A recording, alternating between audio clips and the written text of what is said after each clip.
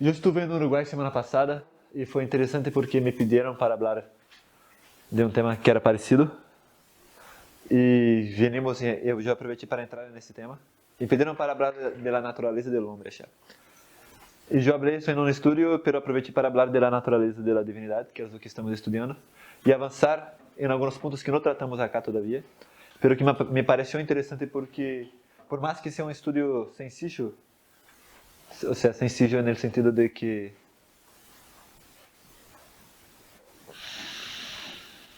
não sei como explicar, porque de certa maneira não é tão sencillo, mas não tem alguns níveis de profundidades que que estamos lidando já. Ou seja, para ver é mais fácil, eu diria. Não é tão difícil de ver, isso que quero dizer. Explica muitas coisas difíceis e vamos a chegar a isso. Quero pensar em Juan 1. Hoje não vamos a chegar, mas há coisas interessantes para hoje também.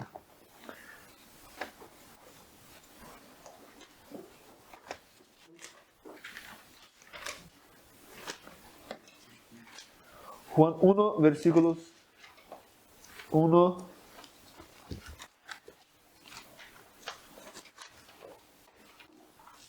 a 5.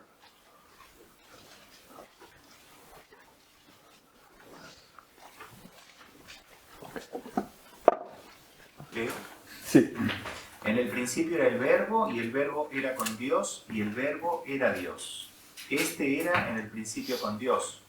Todas las cosas por Él fueron hechas, y sin Él nada de lo que ha sido hecho fue hecho. En Él estaba la vida, y la vida era la luz de los hombres.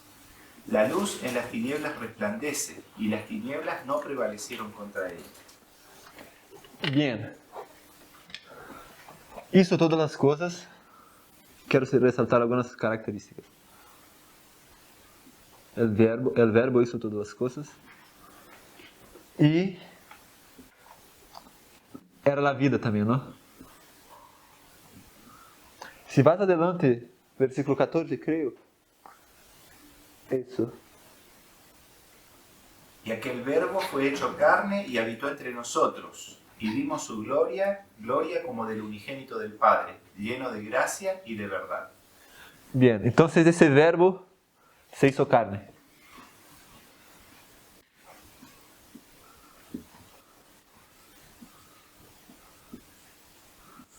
Eso es lo mismo que se hizo hombre. Encarnación. Encarnación, por eso. En portugués, por eso. Claro, por eso nadie sabía. ¿Por qué no sabe? Encarnación. Yo escribí encarnación en el archivo, yo imagino, ¿no? En donde está escrito va a estar encarnación. Bien. ¿Qué es parte de lo que estamos hablando? La encarnación es la combinación del humano con el divino.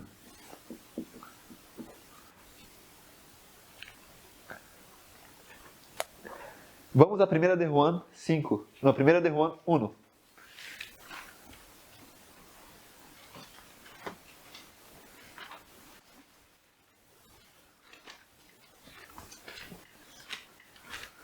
Versículos 1 a 3. ¿Está bien a 3?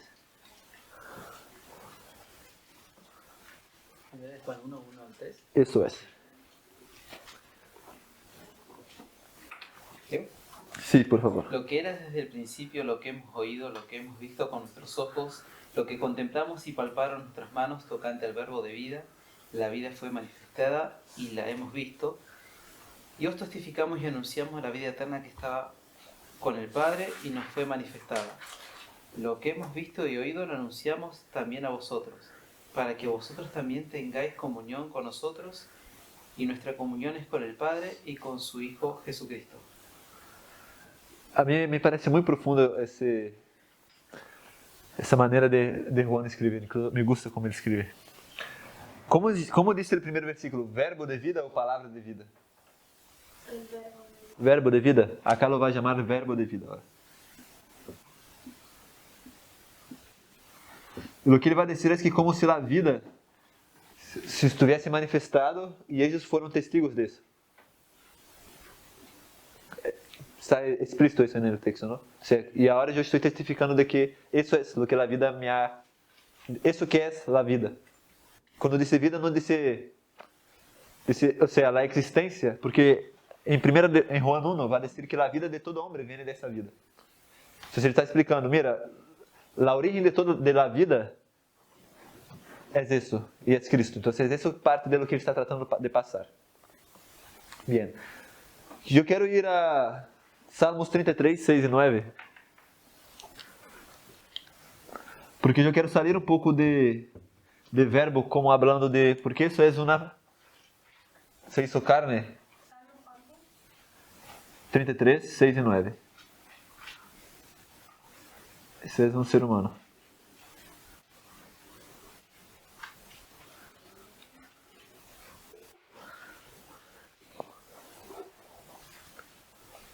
¿Leo? 6 y 9. Sí, 6 y 9. 6 y 9. Por la palabra de Jehová fueron hechos los cielos y todo el ejército de ellos por aliento de su boca. Porque Él dijo y fue hecho. Él mandó y existió. Bien, entonces Dios hace todas las cosas por medio de su palabra. Él dice y las cosas pasan. Lo que yo estoy queriendo llegar es que la creación está relacionada con la palabra de Dios. Cuando Él habla las cosas ocurren. El poder creador de Dios está en su palabra. Por eso el verbo de vida y que todas las cosas fueron hechas por el verbo.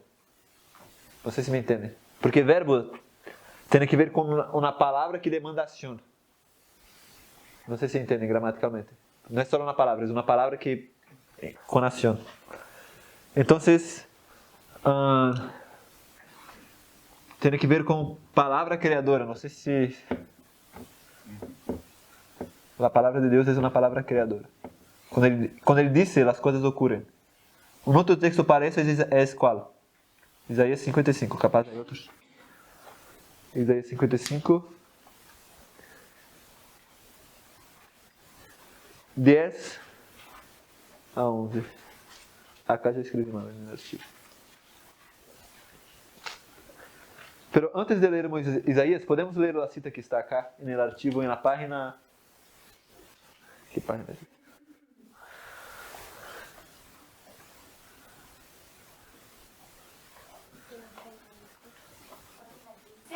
Capaz é essa daqui... Es donde están los textos. Ah, sí. Página 15. Que empieza los 10 mandamentos. Sí. Bien, página aquí. Tiene un título que dice la palabra revelada y la encarnación. Exato. Si alguien puede leer. ¿La primera? Sí. Los 10 mandamientos fueron enunciados por el mismo Dios y escritos con su propia mano. Su redacción es divina y no humana, pero la Biblia, con sus verdades de origen divino expresadas en el idioma de los hombres, es una unión de lo divino y lo humano. Esta unión existía en la naturaleza de Cristo, quien era hijo de Dios e hijo de hombre. Se puede decir de la Biblia lo que fue dicho de Cristo. Aquel verbo fue hecho carne y habitó entre nosotros. Bien, entonces acá yo puedo poner que hay una unión del humano con el divino. Igual que en la persona de Cristo podemos ver la encarnación, pero también en la palabra podemos ver la encarnación. Bien? Sí. Essa é uma maneira interessante de mostrar que tipo de carne vino Cristo. Porque Cristo, ou seja, a humanidade da Bíblia é uma humanidade igual que a nossa. Não sei se me entendem. ¿Cuál sería? Uma depois de 4.000 anos de caída. Ou seja, que se enferma, que... No, pero la Biblia, ¿cómo sería? Ou seja, a Bíblia foi feita por homens como Elias, Eliseu. Ou seja, não escreveram, pero Eliseu é um homem sujeito às nossas mesmas paixões, entende? Jeremías foi um escritor da Bíblia. O sea, lo humano sería los que escribieron la Biblia. Exato. O que é o humano? Diz o texto. Aí define que é o humano e que é o divino. Eu pensei, ou seja, se eu escrevera, se eu hiciera que está assim na Bíblia, e o que está em verde é divino, o que queriam vocês disso? No, Por que não? porque Porque no fue escrita en lenguaje de ángel. Bien, no fue escrita en lenguaje de ángel. Letras y palabras, o sea, lo único que tiene de divino es el pensamiento. ¿Ustedes entienden eso? O sea, no es que la escrita, las palabras en sí sean divinas. No es que si yo escribo acá, en el principio ha creado Dios el cielo y la tierra, yo puse divinidad acá, porque son palabras de la vida, de la Biblia, ¿entiende? No son las palabras que son divinas en sí. Es el pensamiento. Exatamente, es el pensamiento, son las verdades. Entonces no son las letras, la forma, o el idioma, cualquier cosa así. Dice, su redacción es divina y no humana. Exacto, pero exacto, la redacción, pero ¿qué es lo de divino? Va a decir. Hay más características que La inspiración. Su Exacto. verdad es de origen divino. Sus verdades, exactamente. Entonces, las verdades de la Biblia son divinas.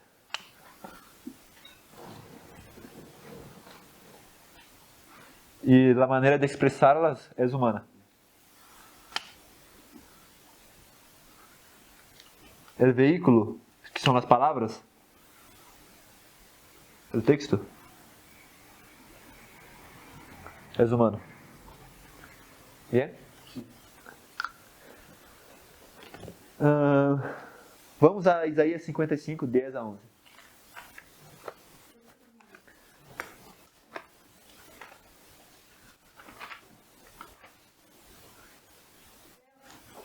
Sí. Porque como desciende de los cielos la lluvia y la nieve, y no vuelve allá, sino que riega la tierra, y la hace germinar y producir, y da semilla al que siembra, y pan al que come. Así será mi palabra que sale de mi boca.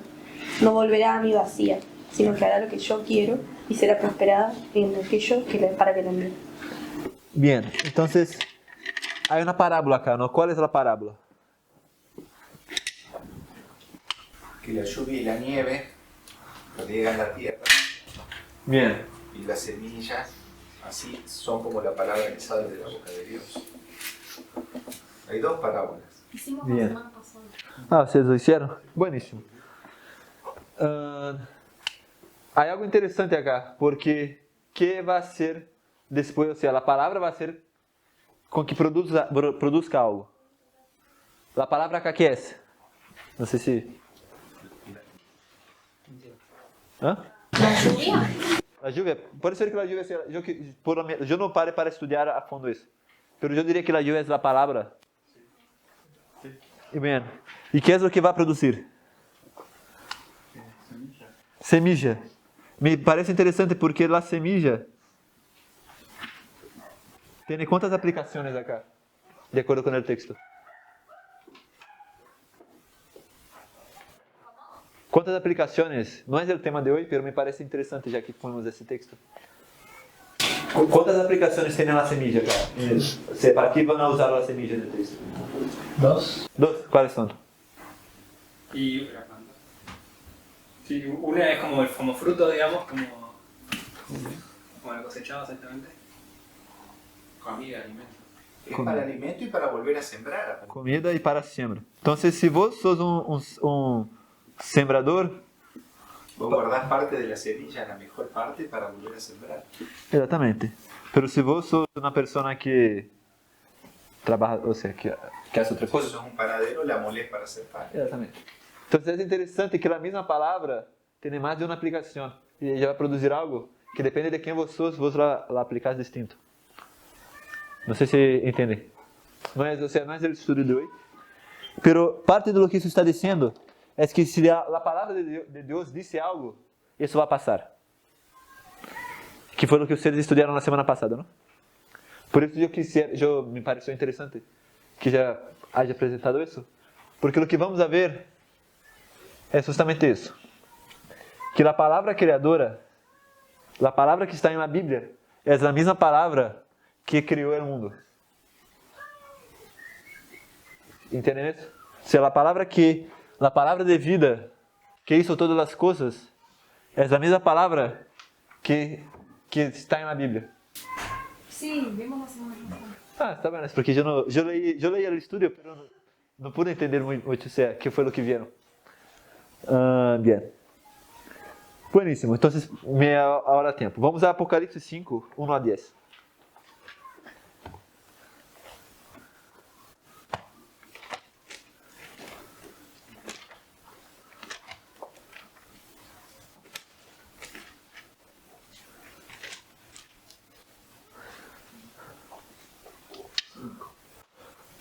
10. Sí. Leo, dice, y vi en la mano derecha del que estaba sentado en el trono un libro escrito por dentro y por fuera, sellado con 7 sellos. Y vi a un ángel fuerte que pregonaba a gran voz, ¿quién es digno de abrir el libro y desatar sus sellos? Y ninguno, ni en el cielo, ni en la tierra, ni debajo de la tierra, podía abrir el libro ni aún mirarlo. Y lloraba yo mucho, porque no se había hallado a ningún digno de abrir el libro, ni de leerlo, ni de mirarlo. Y uno de los ancianos me dijo, no llores, he aquí que el león de la tribu de Judá, la raíz de David, ha vencido para abrir el libro y desatar sus 7 sellos. Y miré y vi que en medio del trono y de los 4 seres vivientes y en medio de los ancianos estaba en pie un cordero como inmolado, que tenía 7 cuernos y 7 ojos, los cuales son los 7 espíritus de Dios enviados por toda la tierra. Y vino y tomó el libro de la mano derecha del que estaba sentado en el trono. Y cuando hubo tomado el libro, los 4 seres vivientes y los 24 ancianos se postraron delante del cordero. Todos tenían arpas y copas de oro llenas de incienso, que son las oraciones de los santos. Y cantaban un nuevo cántico diciendo, digno eres de tomar el libro y de abrir sus sellos, porque tú fuiste inmolado y con tu sangre nos has redimido para Dios de todo linaje, lengua y pueblo y nación. Y nos has hecho para nuestro Dios reyes y sacerdotes y reinaremos sobre la tierra. Bien, entonces, acá Juan llora porque ele vê um livro sellado. Alguém sabe que livro é esse? Daniel. Helena disse que é Daniel. ¿Qué más dice ella que es? La vida. La historia de las naciones. Libro de la vida. Ella también dice que es el libro de la vida.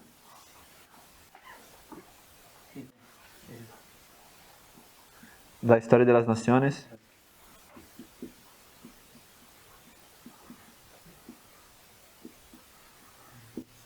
¿Algo más? Yo creo que ella va a decir que es la Biblia también. Pero yo no lo verifiqué recientemente. Ah, gracias. Está bien.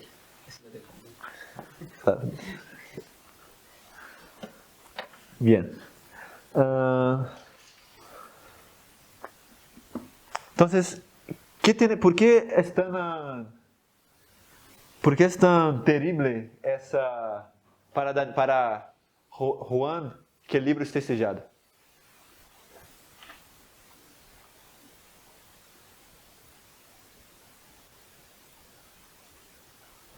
Si vamos a... ¿Cómo? Hay que ver antes Daniel 4. Me imagino. Para ver por qué. Apocalipsis 4, decís. Me imagino, supongo. No te va a ayudar mucho. Ahí es una visión del trono, del Padre y todo. ¿Cuál es la respuesta? Él lloraba porque nadie había... Digno. Digno. Y cuando abren, dice que es digno porque él es digno. Porque fue un cordero. Porque fue inmolado. Entonces, la muerte de Cristo tiene algo que ver con su habilidad de abrir el libro. O sea, uno de los motivos en que Cristo murió en la cruz fue para que pueda abrir el libro que estaba sellado. Eso nos debe hacer reflexionar un poco más en el poder que hay en la importancia de entender las Escrituras. Porque a veces nosotros no valoramos entender la Biblia, estudiar cosas más profundas.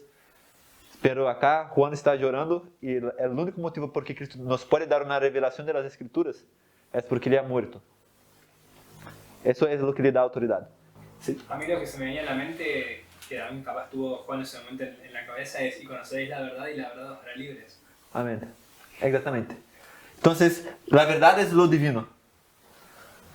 Ese es el punto que vamos a llegar. Si fuéramos a ver cómo ocurre la unión del hombre con la divinidad, vamos a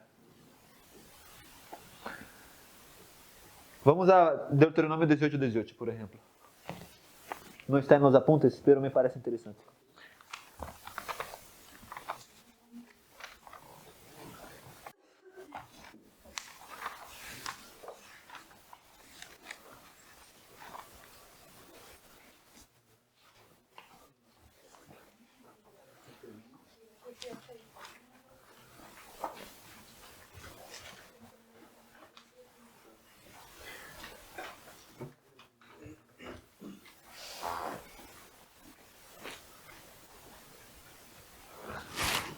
Si alguien lo puede leer. 18 dice: Profeta les levantaré de en medio de sus hermanos, como tú, y pondré mis palabras en su boca, y les hablará todo lo que yo les mandaré. Bien, si hacemos de la siguiente manera. Es una parábola que yo estoy creando ahora. El profeta viene, come de Dios, y después va y repite, o vomita, vamos a decirlo, pero repite lo que recibió de Dios. ¿Qué es lo que Dios está poniendo en su plato? Porque dice que va a poner sus palabras. ¿Qué son las palabras que están acá, que Él va a poner? Verdades. Entonces no es eso acá, no es la letra que Dios le va a dar, poner en su boca. Entonces lo que va a poner acá es la divinidad. ¿Estamos de acuerdo con eso? Si no es que Dios le está dictando palabras humanas para que Él las repita. No, le está dando la verdad. Exatamente. Y él va a poner en sus palabras. Exatamente. E aí quando Ele vomite, Ele vai vomitar. Exatamente. Que é humano e divino. Pero el divino es lo que está por detrás del humano. Incluso la palabra profeta, una vez leí que se compone de dos palabras. Una es que se le revela y declara, ¿no? La misma palabra tiene esas Las dos ideas. Bien, entonces acá Él está revelando y acá Él está declarando. Bien, entonces Dios tuvo que poner la divinidad en su boca, le alimentar con su divinidad. La idea de lo que quiero hacer es que quiero pasar es que la única manera en que el hombre puede ser participante de la divinidad es que ese libro sea abierto, porque la divinidad está acá dentro. Me pareció interesante eso acá. Por ejemplo, Historia de las Naciones. Entonces, ¿puede haber divinidad en la historia de las naciones? Una persona puede saber que Cristo está cerca de venir solo por mirar eventos externos. Sí. Exactamente. Entonces, incluye, o sea, la verdad, el divino es la verdad de Dios. Entonces, por la naturaleza, alguien puede llegar a conocer a Dios. Es más difícil hoy. Pero el divino es la verdad de Dios que uno tiene que recibir. Pero entonces, por eso que ese libro no es la Biblia, es Daniel, es la historia de las naciones, es la revelación de la divinidad en algún involucro. En un paquete. Ah, bien. sí. Sería la historia del mundo donde cuando se abre el libro, ahí Dios puede juzgar las naciones y los que heredan pueden ir al cielo y los que no. Cuando pongo historia de las naciones es porque él lo mencionó. Es porque hay una cita de Elena específica, podremos leerla. Yo no la leí porque no es el punto del estudio de hoy, donde ella dice que lo que está en ese libro son todas las historias de las naciones del mundo. Exacto, cuando se abren los sellos, están abriendo todo lo que va a pasar en la historia. Entonces, sería eso, o sea, sería una historia del futuro y del pasado. No tanto de que Dios va a ver qué fue lo que hicieron la gente y va a juzgar, ¿entiende? Son símbolos distintos acá. Bien, entonces esa es la relevancia de eso, porque el hombre solo puede ser salvo si nace de nuevo. Si vamos a primera de Juan, no lo leímos, pero iba a decir justo antes del 14, porque saltamos al 14 que dice, se hizo carne. Pero decía, todos los que lo recibieron poder de ser hechos hijos de Dios. Y acá la encarnación produjo, eso acá es un hijo de Dios.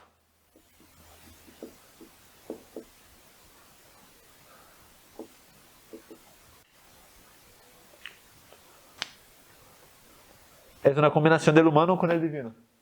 Si es solo humano, no hay nada de Dios. Entonces, el objetivo de la encarnación es producir hijos de Dios. Y eso solo puede ser a través de recibir la divinidad. Por eso, la palabra hay que abrirse. Y por eso parte de la alabanza, si volvemos a Apocalipsis 5.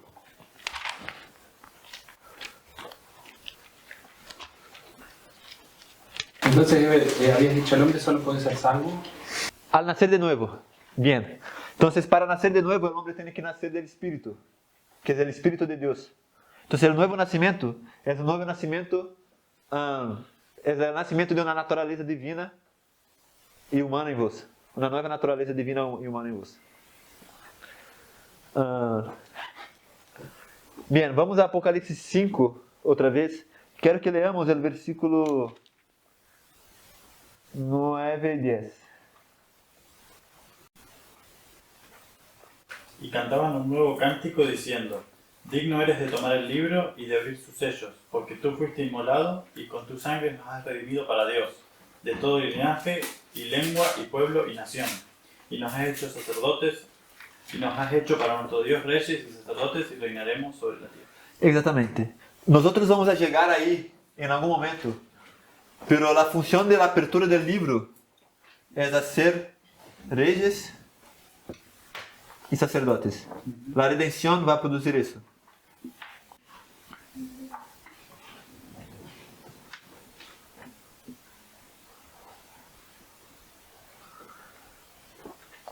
Yo lo quiero poner, no vamos a estudiar ahora, pero vamos a llegar ahí. Y dice que con su sangre nos ha redimido. Entonces, nos ayuda a confirmar que el objetivo de la apertura del libro tiene que ver con redención.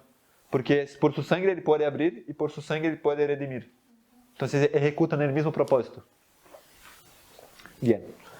Vamos a avançar a Apocalipse 10 ahora. Quero que notem que, antes de irmos a Apocalipse 10, ¿quién es el que es digno de abrir? Exato, pero en el 5 es un cordero, pero en el 5 ele é chamado de quê? Leão. Então, é um leão. E ele vai, toma o livro, e acá ele vai estar abrindo os sejos, se uno vê. Por exemplo, o versículo 6, capítulo 6, ele termina de abrir o sexto sello. Se vamos a Apocalipse 10 agora, versículos 1 al 10. Pero vamos despacio. 1 y 3 primero. 1 a 3.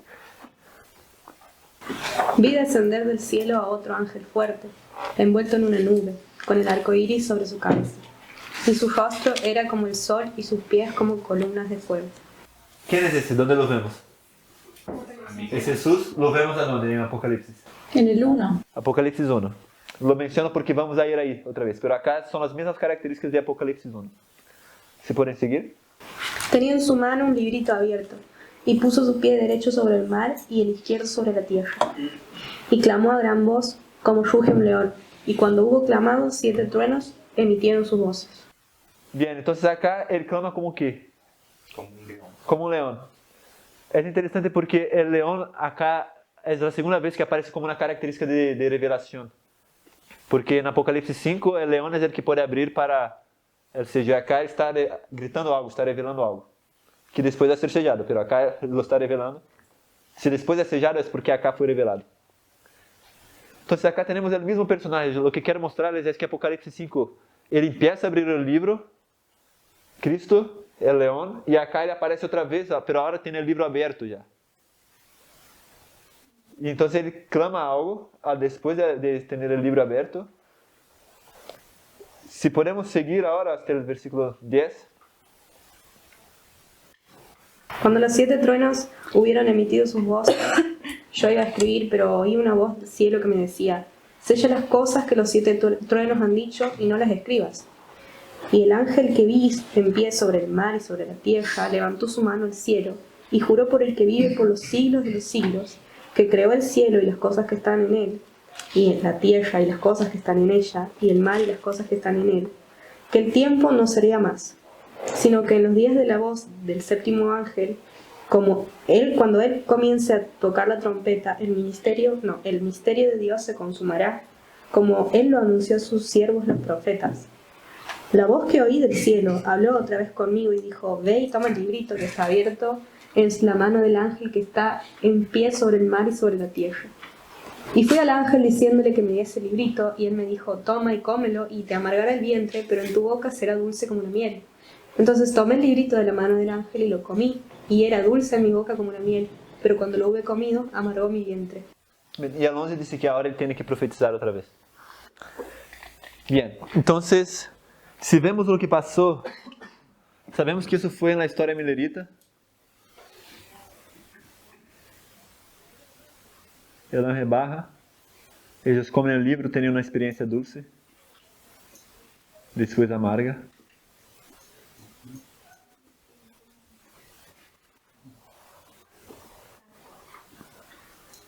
En el ventre no es amargo. Y es interesante porque dice, en el contexto de eso tiene que ver que el misterio de Dios se va a cumplir. dijo en los días de la séptima trompeta. No vamos a ir ahora, vamos a dedicar más tiempo para eso después. Después vamos a volver a esa historia cuando vayamos a hablar más de nuestra historia. Pero acá es un ejemplo de cuando el misterio de Dios se cumplió. Porque acá es un ejemplo de la combinación de la humanidad con la divinidad. Aquí está diciendo bien.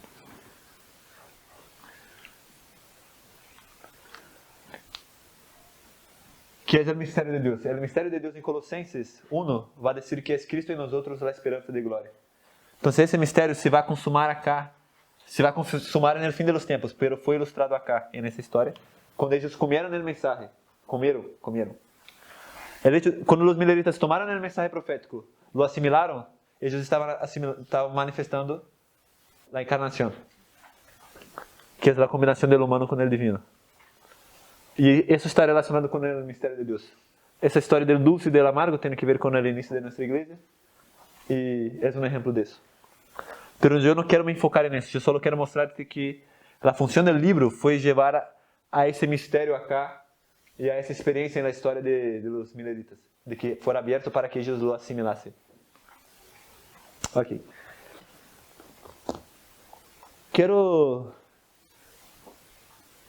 Vamos ahora a Apocalipsis 1. No. Antes, quero mostrarles uma coisa interessante. Vamos a Juan, já fuimos aí uma vez. Não vamos aí, porque quero ganhar tempo, perdão. Querem ser comigo acá. Em Juan 6, vai dizer que temos que comer a carne e beber a sangre de Jesus. Estudamos isso há 2 semanas.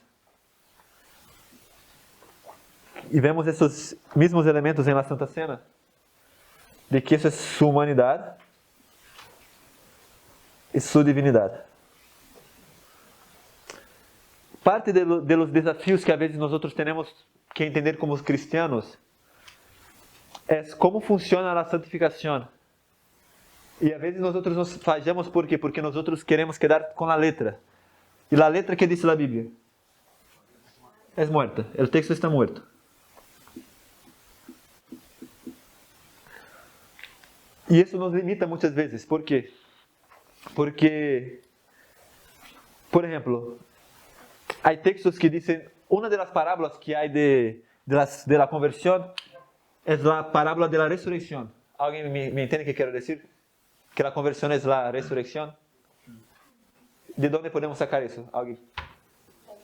Del bautismo, exatamente. Então, no bautismo, quando nos convertimos, somos ressuscitados para uma nova vida, disse Pablo. Portanto, se já ressuscitaste com Cristo, buscad as coisas que são del alto. Pero se eu ressuscitei, eu tenho um corpo glorificado agora, não? Entende o que quero dizer? Em la parábola. Pero quem foi que ressuscitou? Meu homem exterior ou meu homem interior? El interior. Então, se penso, bueno, se meu homem interior, se meu coração ha ressuscitado, mi coração tem que ser um coração sem fermento. Não sei se me entende. Não pode ter nenhuma inclinação.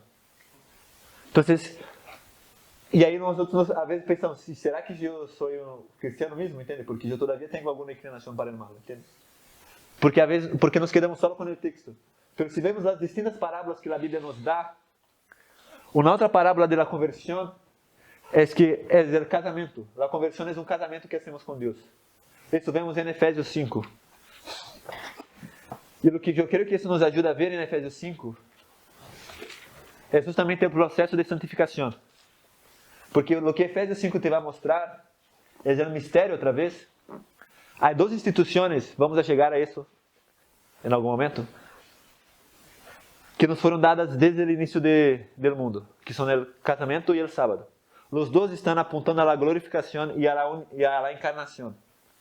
O casamento creio que é o mais fácil, não? Porque Pablo lo vai dizer claramente. Se vamos a Efésios, 5 del 22. Leamos primeiro 31 a 33. 31 e 32. 5, 31 e 32 primeiro. Por esto dejará el hombre a su padre y a su madre y se unirá a su mujer y los 2 serán una sola carne. Grande es este misterio, pero yo prefiero a Cristo y a la Iglesia. yo me refiero a Cristo y la iglesia. Yo me refiero a Cristo y a la iglesia.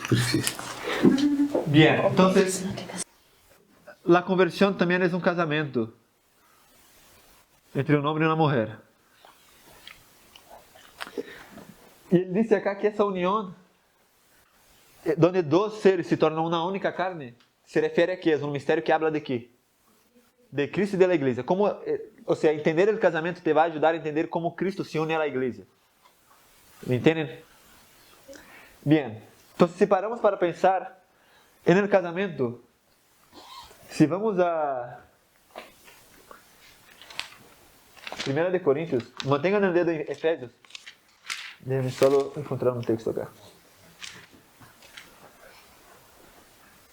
Yo lo tengo acá aquí. ¿Alguien tiene alguna duda, perdón? Bien. ¿Qué dice? Solo para que... Yo quiero uno que habla de que no hay que unirse con prostitutas, dice. 1 Corintios 6. 1 Corintios 6. Vamos a leer del 16.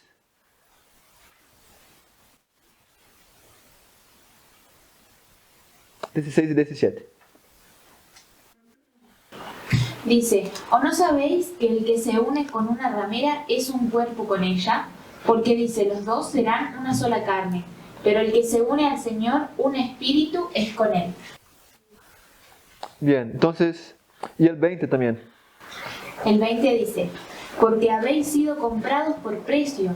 Glorificad pues a Dios en vuestro cuerpo, en vuestro espíritu, los cuales son, y en vuestro espíritu, los cuales son de Dios. Bien, yo voy a hacer de la siguiente manera para que me entiendan. Eso es un casamento literal. No, puede ser el casamento de Cristo y la iglesia, es más fácil, para que no haya peleas. Entonces, el hombre tiene una vida que igual recibió de Dios, pero no es una vida eterna. Yo puse acá como ese corazón acá, porque la divinidad es la vida, y acá es el involucro de la vida. Envoltura. La envoltura, la casa. El envoltorio. Cuando una mujer se une a un marido, ¿cómo es esa unión que es mística? O sea, porque acá el punto que quiero mostrar es que lo que nosotros recibimos en el nuevo nacimiento, que es un nuevo cuerpo, es el cuerpo del marido que recibimos. No sé si me entienden. Es como que es el cuerpo de Cristo, del esposo. Nos casamos con Cristo. Nosotros ahora nos vamos a tornar una única carne con Cristo. Y su cuerpo es perfecto y su corazón es perfecto. Y ahora es nuestro porque nos dio. Es lo mismo que comer. Cuando comemos su palabra, asimilamos su cuerpo. ¿Me siguen acá? Pero eso no pasa de un día para el otro en el matrimonio. Por eso esa parábola es interesante para hablar de santificación. Porque acá vamos a suponer que yo me casé con Cristo. Entonces paso por un problema y yo quiero arreglar algo. ¿Y qué puedo hacer? Puedo tratar de arreglar de mis maneras o puedo llevar a mi marido y decir, mira, está pasando eso, ¿cómo arreglamos? Y así yo voy a ser cada vez más semejante a mi marido. Las adversidades van a servir para nos hacer uno más, para nos acercar cada vez más. Entonces, eso acá habla de ese proceso. Y si vemos Efesios, volvemos ahora del 22. Empezamos el 22.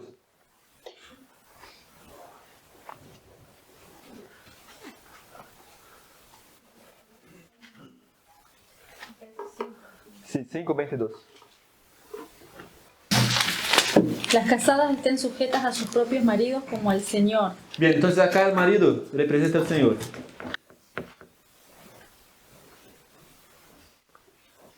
Y la mujer, la esposa, la iglesia.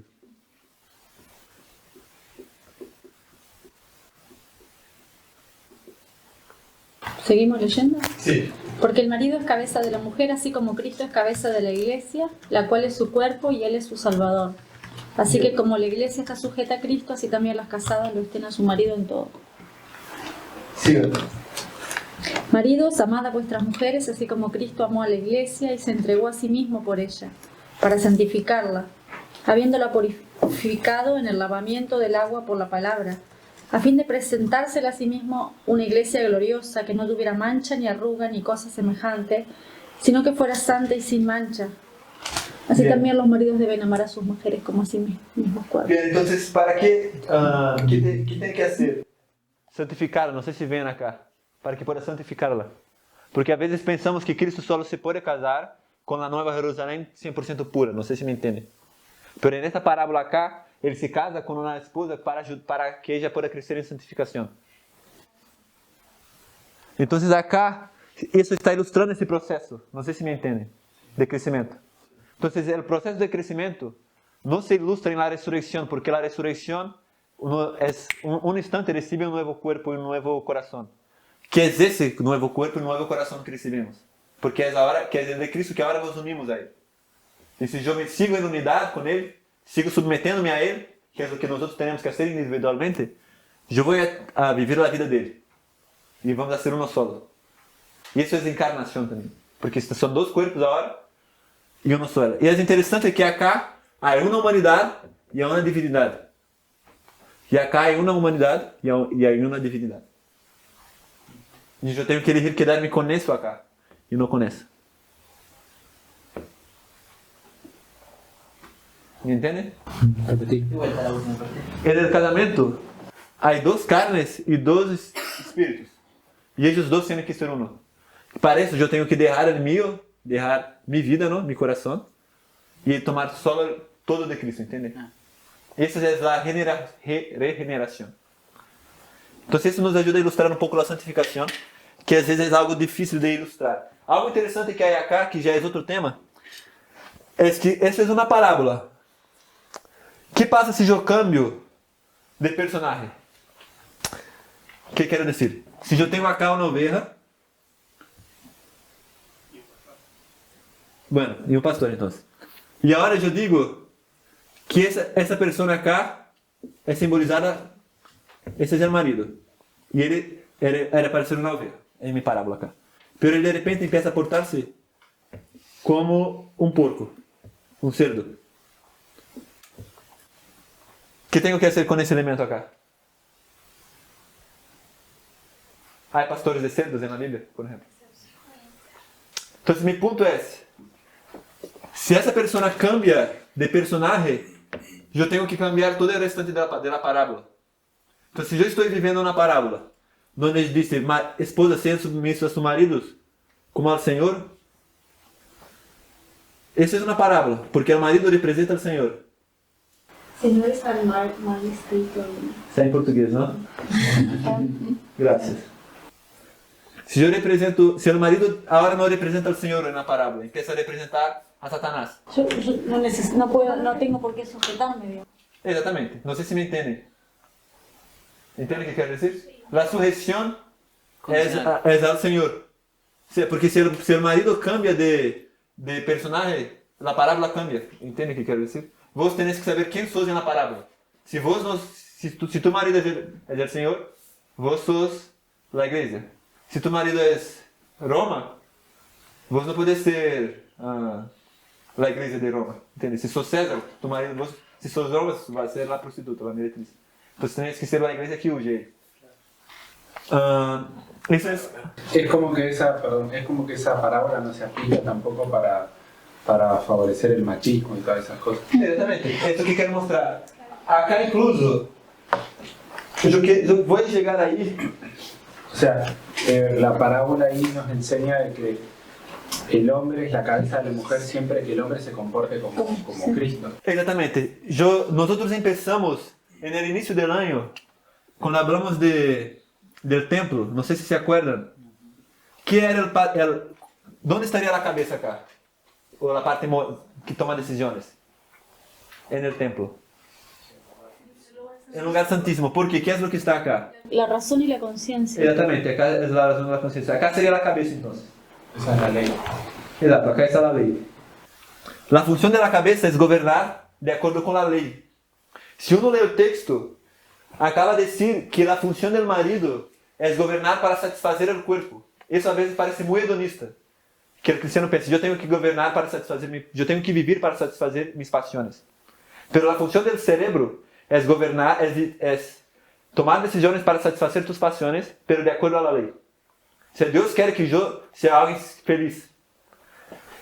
Pero para eso yo tengo que tener la ley, para que yo pueda dirigir mi ser, para gobernar mis pasiones de acuerdo a la ley. Entonces la función del marido es hacer el cuerpo feliz de acuerdo a la ley. ¿Eso cómo? Si pensamos en el cuerpo, ponemos cerebro. Cuando el cerebro recibe sangre, no recibe sangre porque es cerebro. Recibe sangre porque es cuerpo. Entonces los beneficios que él recibe, o sea, él no recibe ningún beneficio por ser cerebro especial, ¿entiende? No. El cerebro no tiene ningún beneficio con relación al dedo del pie por ser cerebro. ¿Qué quieres decir con beneficio? No tiene ninguna... Privilegio, ¿no será? Privilegio. O sea, no es que El cerebro recibe el 25% del gasto cardíaco total, o sea, un cuarto. El riñón, entonces. El riñón es 20%. Bien. Pero mi punto es, todos reciben lo que necesitan.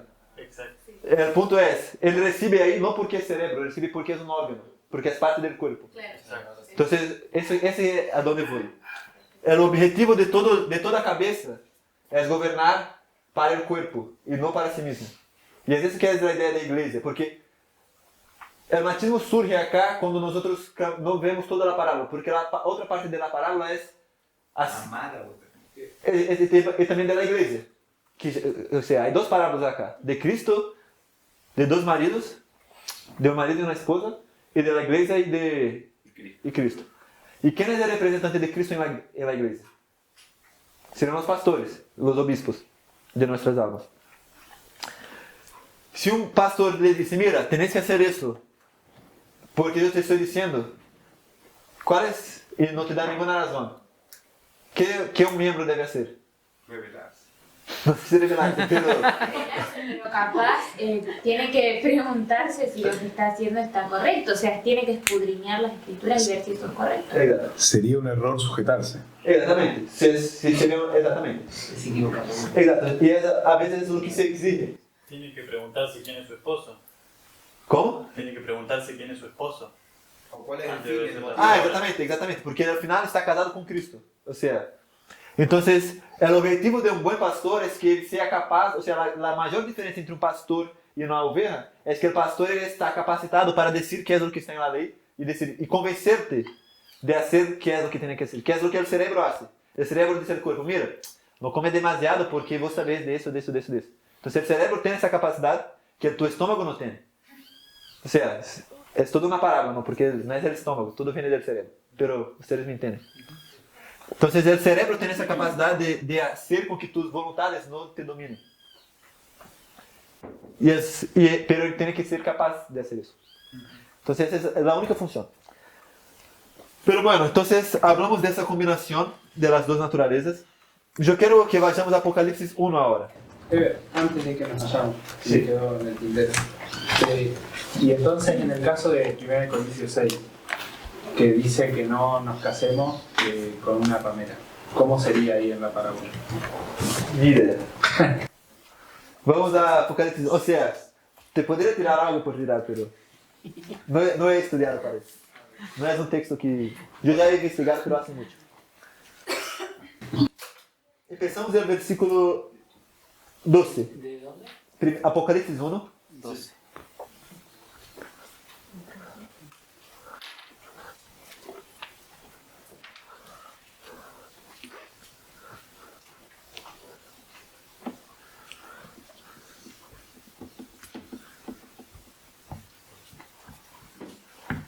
Si alguien lo puede empezar y seguir.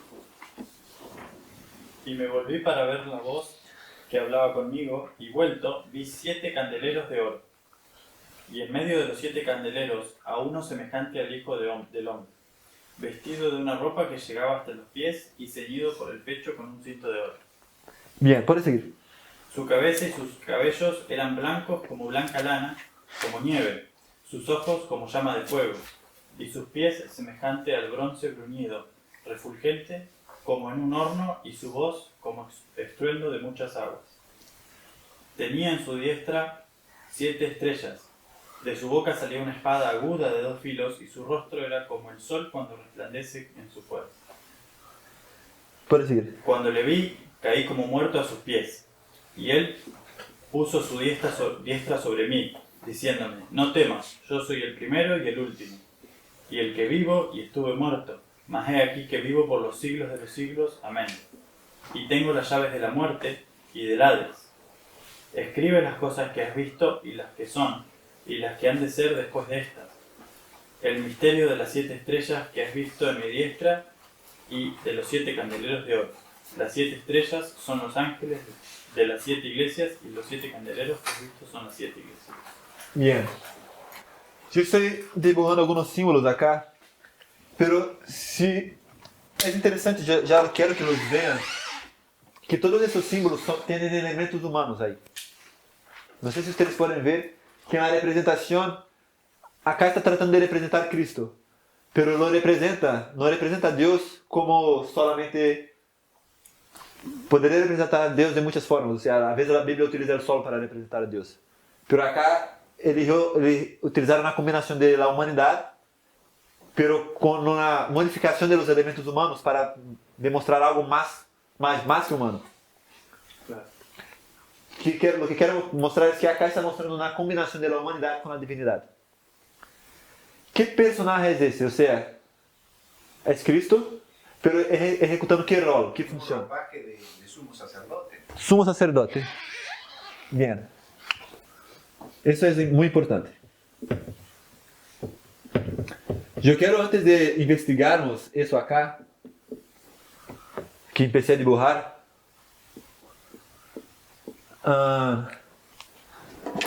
yo quiero leer algunas citas de Helena, que a mí me ayudaron a entender cómo pasa ese proceso de la unión del humano con el divino. Leemos la primera cita, que está ahí en el apunte luego abajo de eso. ¿Cuál sería? De cierto os digo. Dice, de cierto os digo, continuó Cristo, el que en mí cree las obras que yo hago, también él las hará. El Salvador anhelaba profundamente que sus discípulos comprendiesen con qué propósito su divinidad se había unido a la humanidad. Vino al mundo para revelar la gloria de Dios, a fin de que el hombre pudiese ser elevado por su poder restaurador. Dios se manifestó en él a fin de que pudiese manifestarse en ellos. Jesús no reveló cualidades ni ejerció facultades que los hombres no pudieran tener por la fe en él. Su perfecta humanidad es lo que todos sus seguidores pueden poseer si quieren vivir sometidos a Dios como él vivió. Bien, lo que quiero poner acá es que la encarnación no es que dio facultades nuevas al hombre. Bien. Entonces, la capacidad de hacer milagros, por ejemplo, viene utilizando las facultades que el hombre ya tiene. ¿Bien? ¿Entienden qué quiero decir? Que no quieren... Creo que entiendo, pero por ahí queda la comprensión como que si ya tenemos... No. Entiendo qué quiero decir. Mi punto es, lo que vamos a leer es lo que el hombre hace, es que ele entrega sus facultades a Dios, y Dios va a utilizar esas facultades que el hombre tiene para hacer sus obras. Eso que quiero decir. Entonces, por ejemplo, yo voy a adelantar un poco. ¿Ah? Un ejemplo sería el Pentecostés, por ejemplo, que los discípulos hicieron milagros. Exacto. Lo que vos siempre repetís es que no recibimos superpoderes. Exactamente. Mi punto es, por ejemplo, acá con esos ojos como llamas de fuego, son las vamos a ver que es la capacidad de discernir el corazón. No es que alguien que a nosotros de repente, por la unión o Cristo, caminaba por las calles y miraba, ese está pensando eso, ese está pensando eso, está... ¿Entienden qué quiero decir? No es un superpoder que uno de repente se torna como telecinesis. No sé si me entienden qué quiero decir. Telequinesis. ¿Entienden qué quiero decir? Son las facultades del hombre que son entregues a Dios y Dios va a hacer el supernatural por medio de las facultades que ya tenemos. Bien. La próxima cita es interesante también.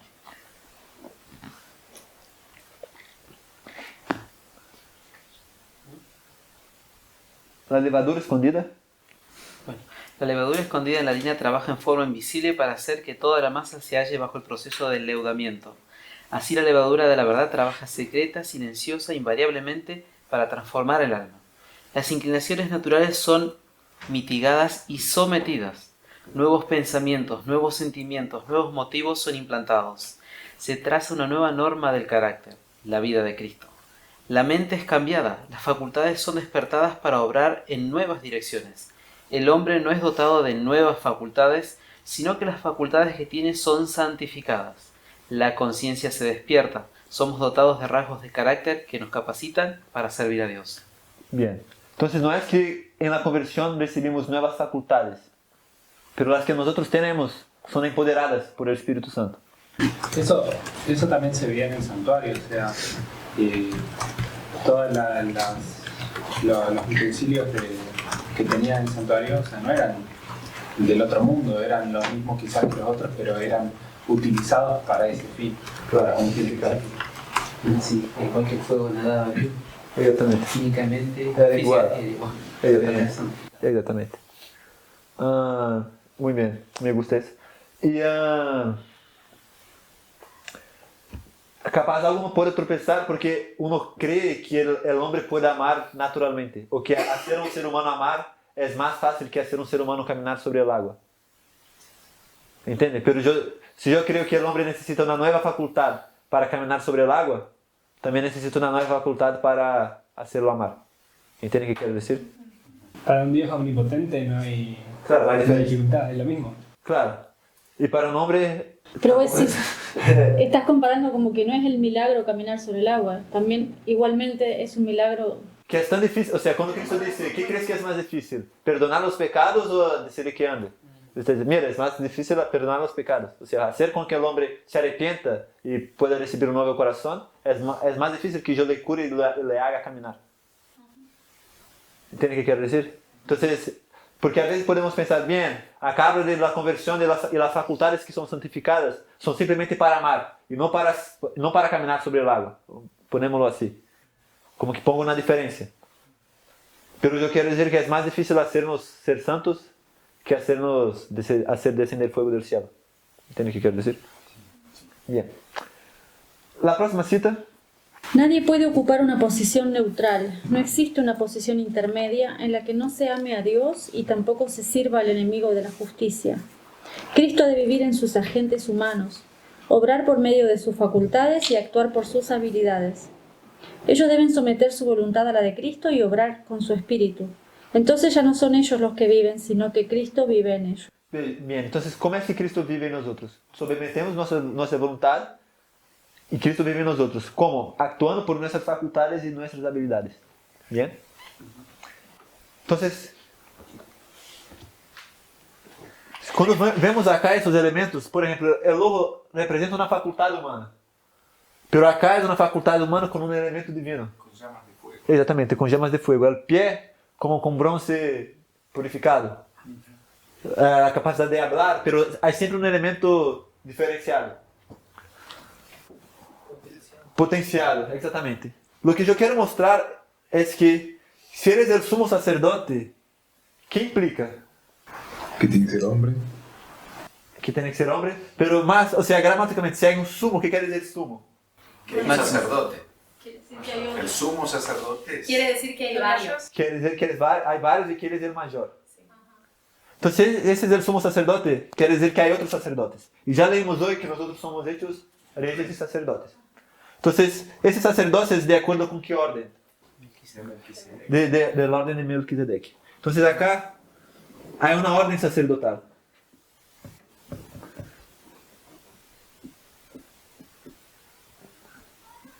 Y por más que el sumo sacerdote era un representante de Cristo, todos los sacerdotes representaban a Cristo. Y de cierta manera eran representantes del sumo sacerdote. Lo que quiero decirles es que eso acá no es simplemente un privilegio. Porque las ropas, a veces nos gusta pensar, bueno, yo recibo, voy a decir, las ropas representan justicia, por ejemplo. Todo el mundo está contento de pensar, o no tiene ningún problema si digo que nosotros vamos a recibir justicia. Pero cuando uno para pensar, bueno, estoy diciendo que vas a recibir ojos como llamas de fuego, uno que piensa, bueno, yo como cristiano, eso es melhorar. Pero el punto que eso va es de entender la divinidad, es entender que vos tenés el privilegio de tener esas características, pero no solo eso, Si sos sacerdote, no podés ser sacerdote si no tenés esa capacidad. Y vamos a ver eso ahora. Vamos a Hebreos 4, versos 11 y 12. Voy a empezar por eso, ya que estuve hablando tanto de los ojos. 4, 12 y 13 en realidad.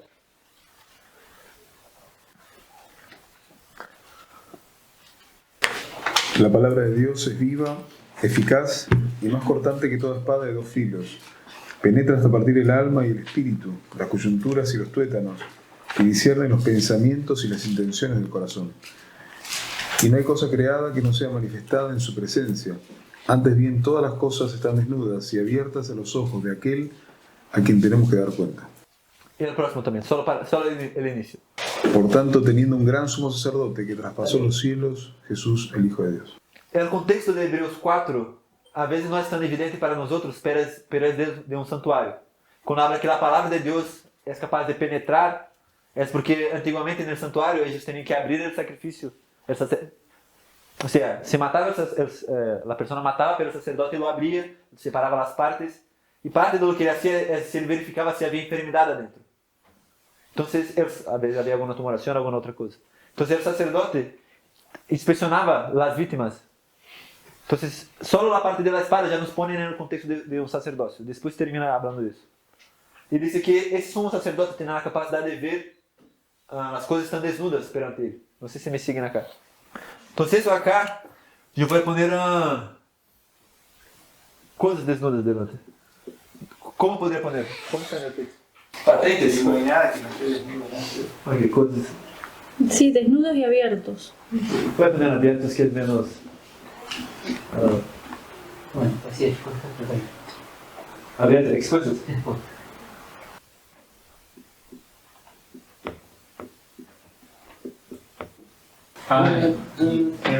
Sí. Eso también creo que se ve cuando habíamos visto que Adán y Eva estaban desnudos, aunque tenían ropa, pero estaban desnudos. Claro. Eso lo habíamos. Sí. Bien, ¿cuál es una de las implicaciones de eso? Si nosotros vamos a la Biblia, vamos por ejemplo a Hechos. Pedro. Exactamente, yo puse acá un ejemplo de eso, creo que es justo ese. No puse acá. Hechos. Con Ananías y Zafira. Exacto, creo que ese es un ejemplo. Si alguien nos puede llevar ahí, pero hay otro también. Acá. Yo lo voy a encontrar en un segundo. No, Hechos 13, 9 y 10.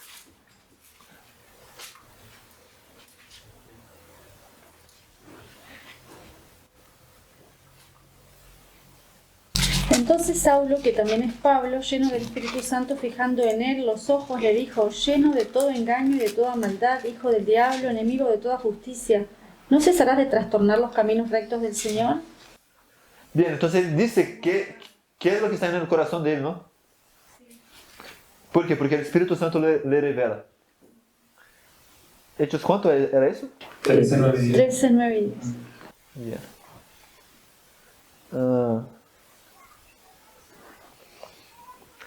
Lo que quiero mostrar es que eso es un ejemplo de lo que puede pasar con un cristiano, de que mire y vea. Hay otros ejemplos donde dice que el apóstolo caminaba y miraba y veía que alguien tenía fe para ser curado, por ejemplo. Entonces, ellos tenían esa capacidad. Algo que nos ajuda e que creo que nos sirve para demonstrar um pouco como já podemos ver isso hoje, é que as linhas de reforma, por exemplo, se vemos acá a história de Noé, vemos que se repite. Moisés, Cristo, nos dando patrones. A história milerita, isso tudo vai ser unido para me dar uma evidência de lo que é o que está passando em minha história. Lo que isso me permite fazer é algo interessante. Se combinamos com o versículo de Mateus, não puse acá também, tenho que ver no outro. Lucas 6:45.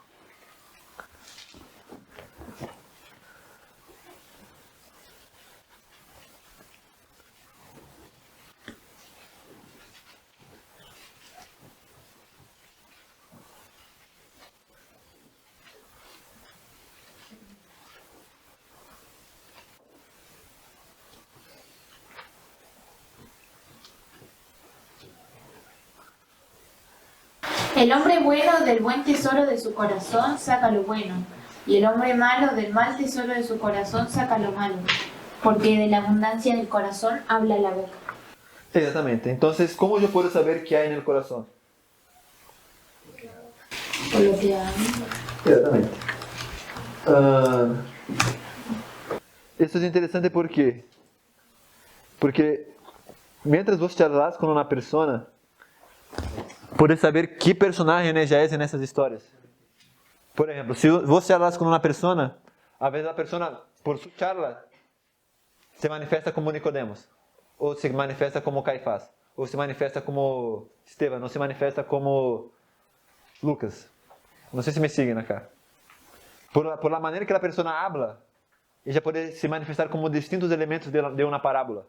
E vos assim sabes que há no coração da pessoa, porque vos sabes que há no coração de Nicodemos. Entende o que quero dizer? Porque a Bíblia te disse. A Bíblia já te dijo que há no coração dessa pessoa.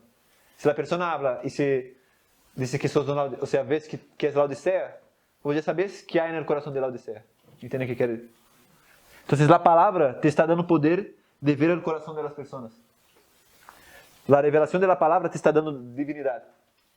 Porque o homem em si não tem esse poder. Pero quando uno entende a revelação, a ideia de Deus, uno pode ver com os olhos de Deus. ¿Me siguen?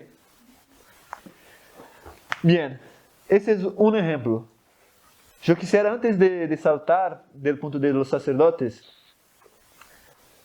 é que vou deixar isso por último, não me deje novidade, porque essa era uma das partes mais importantes. Esses distintos elementos são interessantes de estudarmos, capaz podemos estudar na próxima semana, e termino acá já. Minha ideia é estudar com vocês cada um desses elementos, porque isso nos mostra quais são nossos privilégios. Se vos, eu creio que uma das partes que me pareceu mais interessante do estudo de Luisa, por mais que eu não escutei, é que encontrar uma promessa na Bíblia é encontrar um tesouro. Porque agora sabes qual é o plano de Deus e sabes que isso se vai cumprir, porque sabes que essa é a vontade de Deus. Então, uno já não pede mais com dúvida, porque se uno sabe que é a vontade de Deus, uno sabe que vai receber. Entende o que quero dizer? Então, se você entender que Deus quer que você seja um sacerdote, que você esteja vestido assim, te convém muito saber que é o que Ele está disposto a dar, entende? Como que te estou dando um uniforme, que é minha justiça, que é minha vida, minha divinidade.